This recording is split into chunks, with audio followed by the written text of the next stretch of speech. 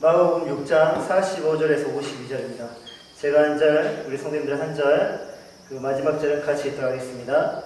예수께서 즉시 제자들을 제초가사 자기가 무리를 보내는 동안에 배 타고 앞서 건너편 벳세다로 가게 하시고 무리를 작별하신 후에 이루어져 산으로 가십니다. 저물매 배는 바다 한가운데 있고 예수께서는 홀로 무태 계시다가 바람이 거스름으로 제자들이 힘겹게 노젓는 것을 보시고 밤 사경쯤에 바다 위로 걸어서 그들이 데려오사 지나가려고 하시니 제자들이 그가 바다 위로 걸어오심을 보고 유령인가 하여 소리 지르니 그들이 다 예수를 보고 놀라니라. 이에 예수께서 그들에게 말씀하여 이르시되 안심하라 하느니 두려워하지 마시고 배에 올라 그들에게 가시니 바람이 그치는지라 제자들이 마음에 심히 놀라니 이는 그들이 그 떡 깨시던 일을 깨닫지 못하고 도리어 그 마음이 둔하여졌음이로라. 이는 우리에게 주신 살아계신 하나님의 말씀입니다. 자리 앉으시기 바랍니다. 지금 무엇을 보고 계십니까? 라는 제목으로 하나님의 말씀 전하도록 하겠습니다. 우리 성도님들 지금 무엇을 보고 계십니까? 저를 보십시오. 저를 보셔야 됩니다. 자, 여러분들은 아마 모태신앙이셨으면 무리를 걸으시는 그 예수님에 대한 이야기를 많이 들으셨을 것입니다. 예수님께서 무리를 걸으셨다. 근데 그게 전부죠, 솔직히. 그냥 무리를 걸으셨다. 그리고 왜 예수님이 무리를 걸으셨는지 그 이유에 대해서는 또 그 기적의 메시지에 대해서는 솔직히 우리가 잘 모르고 또 그 무리를 걸으신 예수님과 나와의 어떤 관계가 형성되어 있는지도 잘 모릅니다. 오랫동안 예수님이 무리를 걸으셨다. 저도 그렇게 신학교 시절 때까지도 그렇게 배웠던 것 같아요. 무리를 걸으신 그 예수님은 예수님의 신성을 나타낸다. 그러니까 예수님에게는 신성이 있고 인성이 있는데 그 신성을 부각하는 그 기적이 바로 무리를 걸으시는 부분이다. 그래서 예수님이 하나님의 아들이다. 반대로 예수님의 인성을 보여주는 것이 무엇인가? 예수님이 배고파 하시거나 예수님이 슬퍼하시거나 또 예수님이 목말라 하시는 것. 그게 그 모습을 보니 예수님은 우리와 같은 인성을 지니신 분이시구나 라고 그렇게 해서 예수님은 완전한 하나님이면서 동시에 완전한 인간이시다 라는 결론을 내렸습니다. 근데 이게 이렇게 말하는 것이 맞나? 오늘 그 복음서의 기자인 마가복음의 기자인 마가는 예수님이 하나님의 아들임을 증거하기 위해서 예수님의 신성을 증거하기 위해서 정말로 무리를 걸으신 그 예수님의 기적을 기록해 놓았던 것일까? 여러분이 한번 마가의 입장에 한번 들어봅시다. 예수님의 신성을 강조하기 위해서 여러분이 진짜 이걸 쓰시겠습니까? 저 같으면 그렇게 쓰지 않을 것 같습니다. 그렇게 쉽게 결론 지어서는 안 될 것 같아요, 우리가. 시험을 치를 때 좋은 성적을 얻기 위한 비결이 하나 있습니다. 강사들은 그게 무엇이라고 말합니까? 출제자의 의도를 파악하라. 즉, 기적이 일어났을 때 예수님이 왜 그런 기적을 일으켰는지 우리는 그 의도를 파악할 줄 알아야 하고요. 또 마가가 왜 그 기적을 기록해 놓았는지 마가의 의도마저도 우리는 파악할 줄 알아야 됩니다. 제가 얼마 전에 알쓸신잡이라는 프로그램을 보았습니다. 패널들이 그리스의 파르테논 신전을 배경으로 삼아서 이제 자기들만의 그런 잡담을 나누는 것이죠. 그러다가 그리스 신화 이야기가 나왔습니다. 그리스 신화를 언제 처음 접해봤냐? 누구는 10살, 누구는 13살 그랬는데 그때 첫 인상에 대해서 이야기를 나누기 시작했어요. 그때 한 소설가가 그리스 신화에 대해서 이렇게 자기의 소감을 말을 했습니다. 그리스인에게 있어서 신이란 슈퍼 히어로인 것 같다. 그래서 어벤져스가 생각이 났다. 특별한 능력은 있는데 신들은 특별한 능력이 있는데 한계가 있는 존재이더라. 그래서 그리스인의 신은 매우 인간적인 것 같다. 실제로 그래요. 그래서 저도 그 말에 매우 동감했습니다. 우리가 똑같은 성질을 가진 사람들로 보이는데 능력만은 다를 뿐이지 오히려 보통 사람들보다 더 치졸하고요. 더 비겁하고요. 더 악하기도 하고요. 더 음란하고요. 더 폭력적이고. 신이 아니에요, 솔직히. 신이라고 하기에는 좀 그분들이라고 해요. 그 신들을 숭배하기가 솔직히 좀 민망해요. 진짜 특별한 능력만을 가졌을 뿐이지 그 신이라고 하기에는 좀 애매합니다. 그렇다면 예수님은 어떻습니까? 예수님은 그들과 달리, 그 신들과 달리 오히려 더 인간적입니다. 예수님의 출생부터 해가지고 죽음까지 너무 인간적이에요. 우리와 똑같아요. 그냥 똑같이 태어났고요. 똑같이 죽었어요. 우리 인간처럼. 그래서 너무나 한계적이에요. 한계적인 존재예요. 그런데 그 출생과 그 죽음 사이에 있는 그분의 삶 하나하나를 뜯어보면 그분의 능력은 인간의 그것을 초월한 나머지 의구심까지 만들어냅니다. 그리스 신화는 처음부터 신화로 인식하기에 허구죠. 근데 예수님의 이야기는 그냥 중간중간에 허구가 있는 것처럼 보여요. 우리는 지난주 예수님이 성전을 두고 하신 예언, 제자들이 성전을 보고 놀라워합니다. 와, 대단하다. 어떻게 이런 건물이 만들어질 수 있지? 거기서 하나님의 인재가 느껴지는 것 같고 너무나 거룩해 보이고. 근데 예수님이 뭐라고 하셨습니까? 이 성전이 무너진다. 무너질 것이다.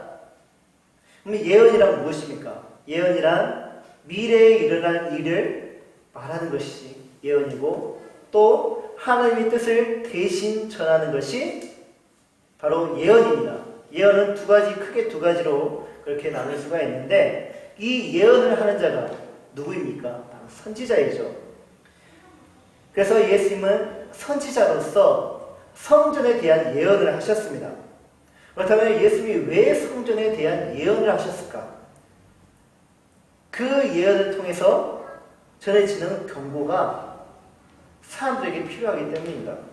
지난번 우리가 코이노니아를 나눌 때 여기 있는 한 형제가 좀 현재 가지고 있는 지식을 그대로 가지고 과거로 돌아갔으면 좋겠다라고 했습니다.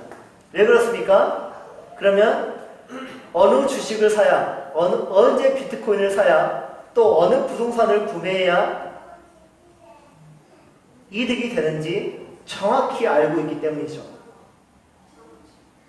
이게 바로 미래의 일을 아는 것이 미래에 대해 알미 주는 우리의 유익이에요. 그래서 우리에게 예언이 필요해요. 예언이 왜 필요한 줄 아시겠죠? 미래를 알지 못하는 우리가 참사가 있다면, 비극이 있다면 그것을 미리 준비할 수 있기 때문입니다. 만약에 여러분이 미래의 일을 알 수 있는 능력이 있다고 해봅시다. 하루나 이틀 후의 그 일을 미리 알 수 있는 그런 특별한 능력이 있다고 해봅시다. 또 하나님이 그것을 가르쳐줬다고 해봅시다. 어떻게 하시겠습니까? 상품백화점이 무너질 때 가만히 있을 수 있겠습니까? 아니죠. 그 자리에 가서, 그 정문에 가서 소리를 질러야 되지 않겠습니까? 내일이면 이 백화점이 무너진다. 들어오지 마라. 성수대교 사건 어떻게 하시겠습니까? 소리 질러야죠. 천안함, 세월호, 수학여행을 가는 그 친구들에게 이 배 타지 말라고 교관들에게 말을 하면서 이 배 절대 타지 못하게 하라고, 타지 않게 해달라고 그렇게 예언을 하지 않겠습니까? 물론 사람들이 믿지 않으려 하겠죠. 그러나 그 예언을 믿는 몇 사람은 살아날 수 있을 것입니다. 이게 예언이 주는 유익이에요. 그럼 예수님은 어땠습니까? 예수님은 그동안 수많은 기적들을 일으키셨고 하나님 나라의 복음을 탁월하게 전하셨고 또 몇 가지 예언을 하셨고 또 그분의 삶 하나하나가 그분이 어떤 분이신지 사람들로부터 깨닫게 하셨죠. 그리스도, 참 선지자. 예수님이 하신 예언이 신뢰가 될까요? 안 될까요? 신뢰가 되죠. 아, 성전이 언젠가 무너지겠구나. 이 일에 대해서 어떻게 준비할까? 왜 무너지지? 그런 걸 다 생각해 보면서 그 무너진 날을 대비할 수 있지 않겠습니까? 그렇다면 오병이어 기적은 왜 일어났을까요? 예언을 왜 하신지 이제 분명히 알았죠. 그 예언하신 후에 베세다에서 오병이어 기적을 일으키셨습니다. 예수님은 그 오병이어 기적을 일으킨 이유에 대해서 이렇게 말씀하셨습니다. 요한복음 6장 35절에 나는 생명의 떡이니 내게 오는 자는 결코 줄이지 아니할 터이요 나를 믿는 자는 영원히 목마르지 아니하리라. 이게 오병이어 기적을 일으킨 이유입니다. 바로 예수님 자신이 생명의 떡이니까 자신의 믿음으로 말미암아 그 영생에 들어가라는 것이죠. 그런데 이 말씀을 믿고 있다는 우리, 또 그 말씀을 들은 그 무리들은 왜 세상을 살면서 공허함을 느끼고 부족함을 느끼고 상실감을 느끼면서 여전히 과거의 그 모습 그대로 살아가는 것일까? 이게 의문이에요. 왜 예수를 믿는데 우리는 그런 부족함을, 배고픔을, 주림을 느끼는 것일까? 그 이유에 대해서 예수님이 이렇게 말씀하십니다. 요한복음 5장 39절 40절 너희가 성경에서 영생을 얻는 줄 생각하고 성경을 연구하거니와 이 성경이 곧 내게 대하여 증언하는 것이니라. 그러나 너희가 영생을 얻기 위하여 내게 오기를 원하지 아니하는도다. 이게 우리가 굶주리는, 공허를 느끼는, 배고픔을 느끼는 이유입니다. 또 하나가 있습니다. 6장 36절 너희는 나를 보고도 믿지 아니하는도다. 이게 바로 그 원인입니다. 그 신뢰를 오병의 기적이 일어난 직후의 시간을 한번 돌아보도록 합시다. 예수님이 베세다에서 오병의 기적을 일으키셨습니다. 이에 사람들이 열광을 했죠. 예수님을 이제 억지로 자신들의 임금으로 삼으려고 했습니다. 환상의 무리들이 빠져버렸어요. 그 상황을 인지한 예수님이 그 무리들과 같이 헛된 꿈을 꾸고 있는, 헛된 그런 망상을 하고 있는 제자들을 즉시 재촉하사 무리를 보낸 동안에 제자들을 배에 태워가지고 건너편으로 가게 하십니다.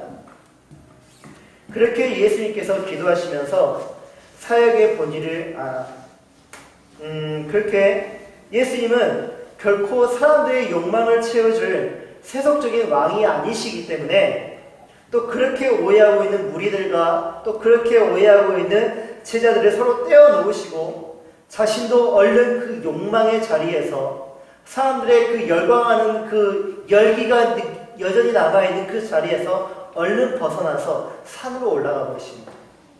그리고 그곳에서 뭐 하셨냐면 감탄을 하고 있었던 것이 아니라 기도하셨습니다. 왜 기도하셨냐면 사람들의 그 열광하는 모습이 잔상으로 계속 남겨져 있기 때문이에요. 사람들의 그 열기가 예수님에게 남겨져 있기 때문이에요. 그 사람들의 그 인기에 자신이 넘어갈 수 있는 상황이에요. 그래서 예수님은 하나님께 간 것입니다. 하나님 앞에 서는 것이에요. 자신의 소명과 자신의 사명을 본질을 잃지 않기 위해서 하나님 앞에 다시 서는 것이에요. 그렇게 예수님께서 기도하시면서 자신의 사역의 본질을 되짚어보고 계실 때 그렇다면 배를 타고 가고 있는 제자들 사이에서는 어떤 일이 벌어지고 있었을까? 그들은 예수님의 지시대로 건너편 가버나움으로 가고 있었던 것일까요? 가고 있었죠. 근데 말씀에는 확실히 기록되어 있지는 않지만 그들은 갈피를 잡지 못해 바다 한가운데서 방황하고 있었습니다. 그들 중 몇몇은 어부예요. 바다에 매우 익숙한 사람들이고 배를 이용하는 기술에 있어서는 탁월한 사람들입니다. 그런데 베세다에서 가버나움과의 솔직히 거리가 얼마 되지 않아요. 수리밖에 되지 않아요. 근데 그 기술을 가지고 있으면서도 바다에 익숙하면서도 그들은 날이 저무는 시점에서 사경, 그러니까 새벽 1시부터 3시까지인데 그 사경이 되는 때까지 그 시간이 있음에도 불구하고 가버나움에 도착하지 못해요. 이미 도착하고 남을 시간에 도착하고 몸 씻고 자고 있을 그 시간에 그들은 바다에서 사경을 헤매고 있습니다. 어떻게 그럴 수 있었던 것일까? 날이 어두워져서 물길을 잃어버렸던 것일까요? 기록을 보면 그들이 육지에서 수리를 떠나서 바람이 거스름으로 물결로 인하여 고난을 당했다고 합니다. 그래서 가버나움에 도착하지 못하고 있다고 기록되어 있습니다. 그렇다면 과연 바람만이 그들의 갈 길을 제동 걸었을까? 아니면 그들의 등 뒤에 있는 사람들의 열광과 사람들 자신들의 욕망이 제동을 걸었던 것일까? 고대 히브리인들에게 바다는 바로 세상을 의미합니다. 그리고 바람은 그 세상에서 불어오는 풍조를 의미하겠죠. 육지에서 그들은 오병이어가 일어났던 벳세다라는 육지에서 그들은 온 세상을 얻을 것 같은 영광을 받았습니다. 그들의 메시아이신 예수님이 그들과 함께 있을 때 그들은 엄청난 환호와 그 열광 속에서 주인공이 되어 있었습니다. 그런데 지금 육지에 있는 것이 아니라 바다에 있어 보니까 바다에 예수님이 함께 계시지 않잖아요. 그리고 예수님을 열광하고 따르던 사람들도 없잖아요. 제자들이 무엇을 느낍니까? 공허함을 느낍니다.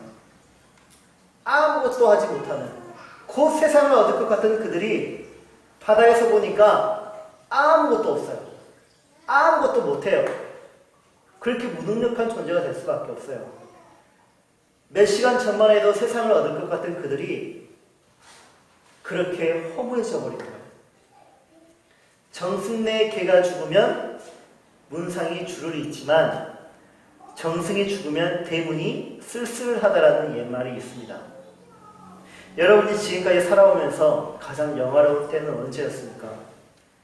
그 영화는 순전히 여러분의 능력에서 온 것이었습니까? 아니면 여러분의 배경 때문에 온 것이었습니까?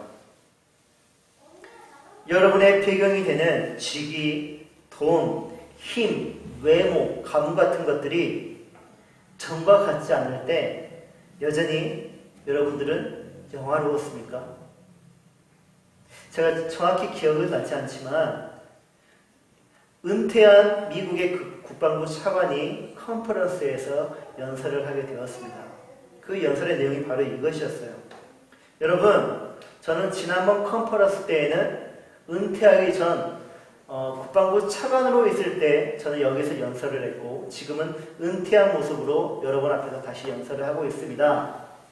근데 제가 국방부 차관일 때 이 컨퍼런스에 올 때 비행기는 저에게 최고 좋은 그런 비즈니스 자리를 내게 주었고 비행기에 도착하자마자 저를 의존해 주는 사람이 있었으며 또 리무진을 태워서 저를 최고급 호텔로 데려가 주었습니다. 호텔에 갔더니 저의 가방을 들어주는 인사가 있었고 그리고 아주 모든 직원들 저에게 상냥하게 서비스를 해 주었습니다. 스위트룸에서 저는 묵었고 아침에 정말 맛있는 조식을 먹었고 조식을 먹었더니 또 나를 의존하는 사람이 나를 리무진에 태우고 컨퍼런스에 데려가 주었습니다. 그리고 컨퍼런스에서도 저를 의존해주고 저를 반겨주고 그리고 저에게 늘 미소를 지어주는 사람이 그렇게 많을 수가 없었습니다. 저는 지금 은퇴한 오늘 저는 제가 직접 이코노미석을 끊어서 제가 비행기를 탔고 그리고 제가 묵어야 호텔로 직접 가방을 끌고 갔습니다. 전에 저렇게 웃어주었던 그 직원은 저에게 그 어떤 미소도 없이 매우 거칠게 저를 대해주었고 저는 제가 직접 캐리어를 끌고 제 숙소에 갔고 그 숙소에서 자고 또 제가 직접 조식을 사서 먹고 직접 택시를 타고 이 컨퍼런스 자리에 나왔고 이 컨퍼런스 자리에서 저는 그 누구의 소개도 없이 이 자리까지 올라오게 되었습니다. 여러분 저는 달라질 게 하나도 없어요. 제가 작년에 누렸던 그 영광은 무엇입니까? 그것은 저에게 해주었던 것이 아니라 국방부 차관에게 해주었던 것이죠. 이게 바로 말하는 것이 무엇입니까? 사람들이 여러분의 열광하는 것, 사람들이 여러분에 몰려드는 것, 사람들이 여러분을 칭찬해주는 것, 사람들이 여러분에게 악수해주고 먼저 환영해주고 맞이해주는 것, 진짜 여러분이 위해서라고 생각합니까? 그게 아닐 수 있다는 것이에요. 여러분이 어떤 직위를 가지고 있기 때문에, 어떤 명함이 있기 때문에, 여러분의 아버지가 누구이기에, 어머니가 누구이기에, 여러분의 교회가 누구이기에 그런 서비스가 있다라는 것이지, 그게 여러분을 위해서 주는 것이 아니라는 것이죠. 베세다에서 드렸던 제자들의 영화는 순전히 예수님이라는 배경 때문이었습니다. 그리고 예수님께 열광했던 사람들의 모습은 그들을 환상에 빠지게 만들었죠. 그들은 그 환상 속에서 빠져나오지 못한 채 배 한가운데서 황홀한 상상을 했을 것입니다. 그러나 그곳엔 예수님이 없었고요. 무리들도 없습니다. 그곳에 오직 작은 영향에도 형체가 변하고 상황이 변하는 바다만이 존재할 뿐입니다. 세상은 바다와 같아요. 세상은 바다처럼 항상 같은 형체를 유지하고 있지 않습니다. 바람에 따라 바다가 변화무쌍하듯이 세상 또한 풍조에 따라 변화무쌍합니다. 우리가 사는 세상이 바로 그래요. 예전에 누리던 영화를 회복하기 위해 우리가 가진 애를 써보지만 사나운 바닷속에서 갈 길이 잃어버린 제자들처럼 세상의 풍조 앞에 우리는 고난 속에서 허우적거릴 뿐입니다. 이 시점에서 우리가 놓치지 말아야 할 것이 있는데, 제자들이 당하는 고난의 원인이에요. 제자들이 왜 바다 한가운데서 고난을 당하고 있었을까요? 그 원인이 풍랑이 불 때 배를 태워 보내신 예수님께 있습니까? 아니면 다른 원인이 있는 것일까? 이처럼 성도가 세상을 살다 보면 고난을 당하는 일이 있습니다. 그때 여러분은 그 고난을 부검해 본 적이 있으십니까? 신체만 부검을 하는 것이 아니에요. 자살이라는 것도 부검을 한다고 합니다. 핀란드에서 자살 부검을 했다는 것입니다. 부검을 한 결과 자살이 죽었다는 것이에요. 여러분이 고난당하는 원인을 부검해 본 적 있으십니까? 부검을 해보면 여러분이 전과 같은 고난을 당하지 않을 이유가 거기에 있을 것입니다. 그 원인은 어디에 있을까? 내가 당하는 고난은 예수님께 있는 것일까? 아니면 다른 원인에 있는 것일까? 제자들이 물결로 인하여 바다에서 고난을 당하고 있을 때 예수님께서 바다 위로 걸어서 제자들에게 가는가 싶더니 그냥 지나가시려고 합니다. 예수님이 이렇게 배를 타고 있어요. 그래서 바다 위를 걸어오시면서 이렇게 가는데 이렇게 가시는 거예요. 지나가시는 거예요. 제자들이 어땠을까요? 기겁을 했습니다. 왜냐하면 유령인 줄 알고 기겁을 했습니다. 이에 예수님께서 기겁을 하고 있는 제자들에게 이렇게 말씀하시죠. 안심하라. 내니 나다. 두려워하지 말라 하고 말씀하시죠. 이에 베드로가 바다 위를 걷는 이가 유령이 아니라 예수님인 줄 알고 그가 그 기적에 동참함으로 예수님을 다시 한번 예수님이 맞는지 확인해 보고 싶어 하십니다. 주여, 만일 주님이시거든 나를 명하사 물 위를 걷게 하소서. 오라 하소서. 예수님이 와라 하시니 베드로가 배에서 내려 물 위를 걷습니다. 얼마나 놀라웠을까요? 와라 하고 곧바로 순정해서 발을 딱 내딛는데 발이 쑥 들어가는 것이 아니라 육지처럼 딱 디뎌지는 거예요. 얼마나 놀랐을까요? 얼마나 즐겁고 기뻤을까요? 근데 그렇게 예수님께 가고 있는데 갑자기 바람이 쌩 하고 매섭게 부는 것입니다. 거친 바람이 부는 것입니다. 이에 베드로가 무서워하자, 우와 하고 놀라자 몸이 점점 바다로 빠지는 것이에요. 이에 그가 소리를 지르면서 주여 나를 구원하소서 하고 애원합니다. 이에 예수께서 즉시 손을 내밀어 베드로를 붙잡으시고 하시는 말씀이 믿음이 작은 자여 왜 의심하였느냐라고 책망하시죠. 예수님이 그를 데리고 배에 오르자 바람이 그칩니다. 그러자 이를 목격한 다른 제자들이 예수님께 하는 말이 바로 진실로 하나님의 아들이십니다 라고 분별을 합니다. 여러분이 이 사건을 지금까지 들으면서 어떤 생각이 드셨습니까? 예수님이 왜 제자들에게 바로 가지 않으시고 가는 척 하면서 지나가 버리셨을까요? 그 이유는 제자들에게 반응을 일으키기 위함이었습니다. 어떤 반응이 일어나는지 보려고. 역시나 제자들은 구원자이신 새벽에 물길을 잃어서 사경을 해내고 있는 제자들이 구원자이신 예수님께 구원을 요청하기보다는 유령으로 알고 놀라 자빠지죠. 어떻게 이런 반응이 나올 수 있었을까? 그것은 그들이 그 떡을 떼시던 일을 깨닫지 못하고 도리어 마음이 둔하여졌기 때문이라고 합니다.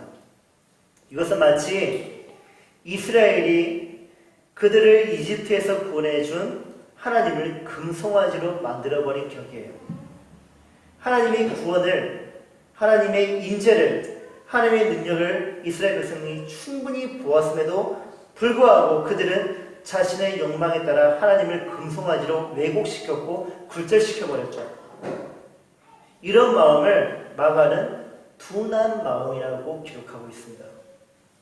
둔한 마음을 가진 성도는 신앙의 본질을 깨닫지 못하고 그 신앙을 왜곡시키거나 굴절시킵니다. 또는 잃고 맙니다. 그래서 둔한 마음을 가진 성도는 소명과 사명 모두 다 실패하죠. 성도의 고난의 원인이 바로 여기에 있어요. 둔한 마음.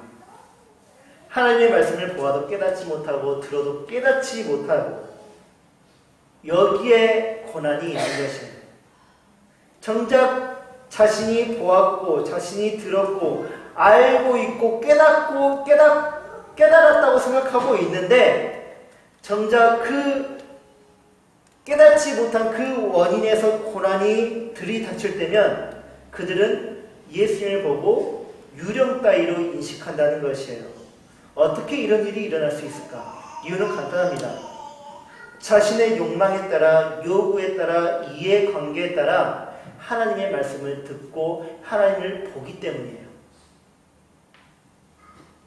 그렇게 깨달았다고 생각하기 때문에 그들이 만들어낸 둔한 마음을 가진 성도가 하나님을 어떻게 인식하느냐. 하나님은 금송아지다. 예수님은 유령이다. 라고 인식해버린다는 거예요. 이제 우리는 예수님이 바다 위를 걸으신 이유를 알게 되었습니다. 오병이어 사건을 깨닫지 못하고 마음이 둔하여진 제자들을 깨우쳐주기 위해서입니다. 예수님은 특별한 능력을 가진 어벤져스가 되고 싶어서 기적을 일으킨 것이 아니에요. 또한 예수님이 보여주는 마블은 무엇입니까? 불가사의 경이로움. 그 마블을 보여줌으로 펜을 만들기 위해서 기적을 일으킨 것이 아니에요. 예수님과 같은 놀라운 능력을 보여주는 우리는 기인들을 매체들을 통해서 볼 수가 있습니다. 특히 인도에 그런 기인들이 많죠. 물 위를 걷는 기인이 있어요. 지팡이 하나만으로 이렇게 공중에 떠있는 기인들이 있어요. 누워서 자지 않고 수년 동안 앉아서 자는 스님들이 있어요. 그리고 잠을 자지 않는 자가 있어요. 도저히 먹을 수 없는 것을 먹는 자가 있는가 하면 한 사람이 도저히 먹을 수 없는 음식을 먹는 자가 있습니다. 그럼 결국에는 그 놀라운 능력들을 보여주는 그 사람들이 주는 메시지는 무엇인가요? 매우 간단합니다. 그러다가 죽었더라요. 평생 물 위에 뜨려고 노력하다가 죽었대요. 평생 먹다가 죽었대요. 그걸로 끝이에요. 그러나 예수님의 메시지는 달라요. 예수님의 메시지는 자신을 보여주는 것에 있는 것이 아니라 타인을 깨우쳐 주기 위해서 그 능력을 행하십니다. 욕망으로 인해 마음이 둔하여진 제자들을 깨우쳐 주시고자 예수님은 바다 위를 걸으셨던 것이에요. 그리고 하시는 말씀이 무엇이었습니까? 실망스럽다. 이것밖에 안 되냐? 너희들은 어쩔 수 없는 놈들이구나 하고 책망을 하셨습니까? 아니요. 안심해. 나야. 두려워하지 마. 하면서 제자들의 연약함을 만져주셨습니다. 예수님이 바다 위를 걸으신 것은 제자들을 겁박하기 위해서, 깨닫지 못한 제자들을 책망하시기 위해서, 제자들의 잘못을 들추기 위해서 바다 위를 걸으신 것이 아니라 험한 세상이라는 바다에서 절망하고 있는, 좌절하고 있는 제자들을 안심시키기 위해서, 구원하시기 위해서 오신 것입니다. 나중에 또 예수님이 떠나고 나시면 죽고 나신 후에 제자들은 또 바다에 던져질 것입니다. 제자들은 또 좌절하고 절망할 수밖에 없는 그때를 기억할 거예요. 근데 그때 제자들은 이제 누구를 통해서 안심하고 두려워하지 말아야 될까요? 바로 성령님입니다.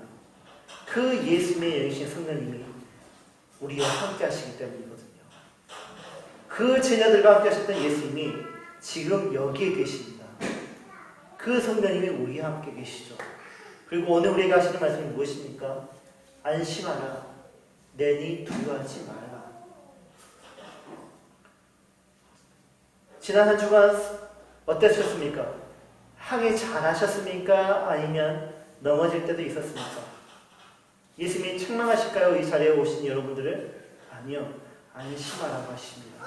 두려워하지 말라고 합니다. 왜냐하면 내가 너희와 함께하고 있지 않니? 안심하라는 예수님 말씀 베드로가 만일 주님이시거든 나에게 명하사 무리를 오라소서라고 반응을 합니다. 처음에 무리에 서 계시는 예수님을 의지하여서 바다 위를 걸었던 베드로가 순간 매섭게 부는 바람에 두려움을 가지게 되죠. 그리고 그 부는 바람에 반응을 하죠. 그 반응은 두려움을 만들어냈고 결국 베드로는 바다에 빠지고 맙니다. 베드로는 왜 바람에 반응했던 것일까? 예수님 말씀에 반응했던 그 베드로가 왜 이번에는 순간적으로 바람에 반응했던 것일까? 그 이유는 그가 예수님을 의심했기 때문입니다. 바람 때문이 아니라 예수님을 의심했기 때문에 그의 믿음이 연약해져 버린 것이에요. 예수님은 물에 빠진 베드로를 건져내시고 그와 함께 배에 오르셨습니다. 여기서 우리는 한 가지 놀라운 사건을 봐야 돼요. 물에 빠졌던 베드로가 예수님이 건져내시자 배에 오르셨다.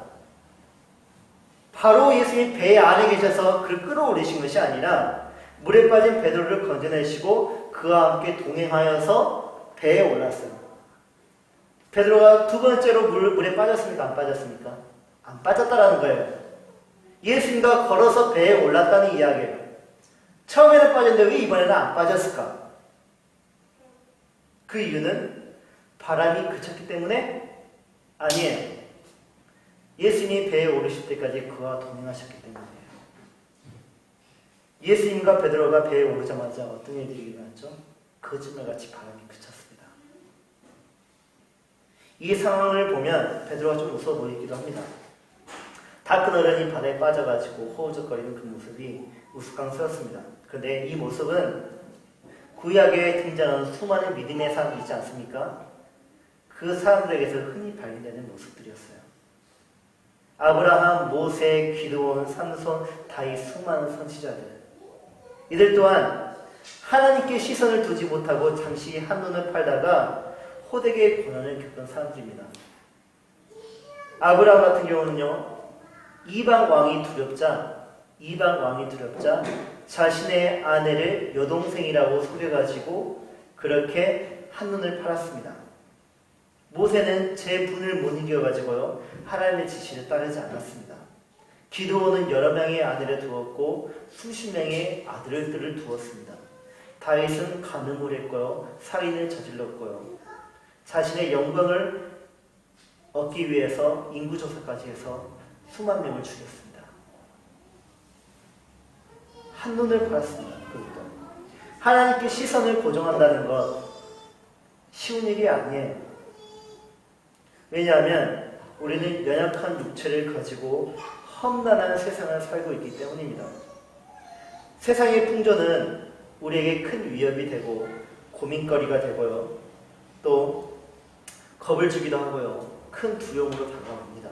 그러나 그것이 무엇인들 그 세상을 딛고 서 계시는 예수님을 그 세상의 풍조가 빠뜨릴 수 없듯이 그 예수님께 시선을 두고 있는 그 어떤 성도라 한들 세상의 풍조가 우리를 빠뜨리게 할 수 없는 법입니다.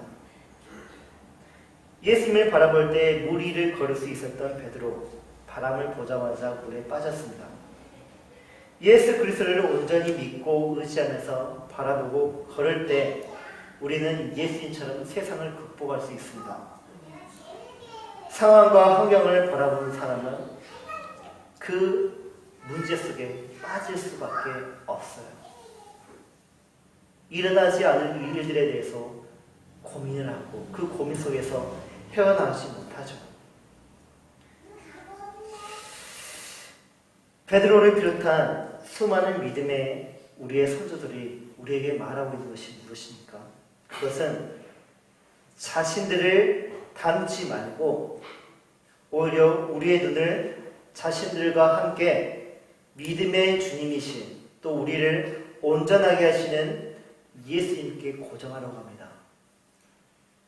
우리는 위인들을 닮으려고 노력하죠. 우리의 믿음의 선조들은 자신을 닮지 말래요. 자신들이 하나님을 바라보았던 것처럼 우리를 온전케 하시는 하나님을 바라보았던 것처럼 우리에게도 하나님을 바라보라고 요청을 하고 있습니다. 자, 여러분의 지금 시선은 어디에 두고 있습니까? 세상 한복판에 서 있는 여러분의 눈을 들어서 이제 주님을 보기 시작하십시오. 세상을 딛고 걸으십시오. 세상에 빠지지 마시고. 세상에 빠지면요, 우리는 그 문제 속에서 스스로 구원할 수 없습니다. 오직 주님만이 우리를 구원하실 수 있고, 또 오직 주님이 우리와 동행을 할 때 우리는 그 세상을 딛고 걸을 수 있는 것이죠. 그게 바로 정복하는 것입니다. 정복이란 바로 그것입니다. 이제 우리 성도님의 시선을 주님께 고정하고 한 발 한 발 걸으시고 의심하지 말고 오직 주님의 말씀을 의지하면서 믿음의 삶을 사시기 바랍니다. 넘어질 수 있습니다. 빠질 수 있습니다. 그때 주님께 다시 시선을 고정하시고 구원해달라고 요청하십시오. 그리고 주님과 다시 걸으십시오. 그때 여러분은 어떤 놀라운 기적을 보게 되냐? 나를 그렇게 괴롭혔던 바람이 거짓말처럼 사라져버린다는 것입니다. 문제 보지 마시고 예수님을 보시는 우리 성도님들이 되시기 바랍니다. 다 같이 말씀에 의지하여서 하나님께 찬송 올려드리고 그리고 기도를 합시다.